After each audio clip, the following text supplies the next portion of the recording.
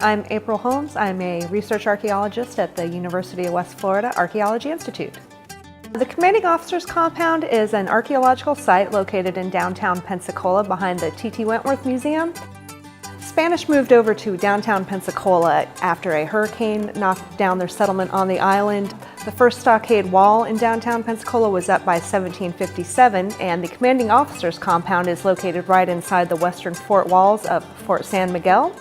Excavations have been ongoing in the area since the late 1980s. We've come back recently for the Museum Plaza project, which is going to turn the whole space into a large green space.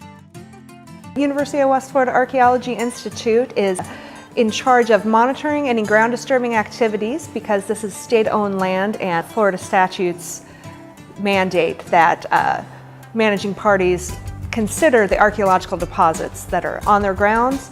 And what we've been doing is making sure that whenever there's any kind of ground disturbance going on that's related to the construction, that none of those machines are disturbing any intact archaeological deposits. One of the first things that we do when we have a project like this is we do a lot of background research so we have a good idea of what's in the area. In this particular case, since we had done previous excavations, we knew where the deposits were located underneath the surface. This area had a parking lot on it and had a lot of fill brought in, so we knew beforehand that we could let them disturb, I'd say like maybe half a foot to a foot before they hit any intact deposits.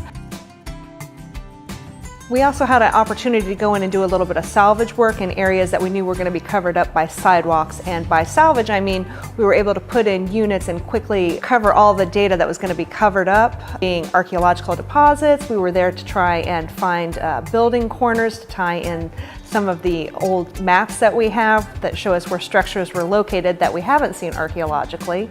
When the project starts, when the construction crews come on, usually my role will be to watch what the heavy machinery is doing when it's disturbing the ground. If I see anything that looks like it might be an intact archaeological deposit, I stop the crew and investigate, and usually I can quickly figure out whether or not it's something that's possibly a colonial deposit or an early American deposit, and in the field that I then need to make a decision on whether to avoid the resource or if it's something that's not significant and they can continue on.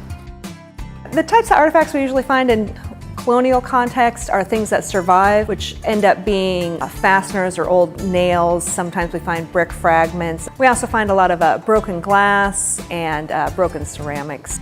The green space at Museum Plaza is going to be able to allow visitors to interpret the archaeological deposits that are underneath their feet in a later phase.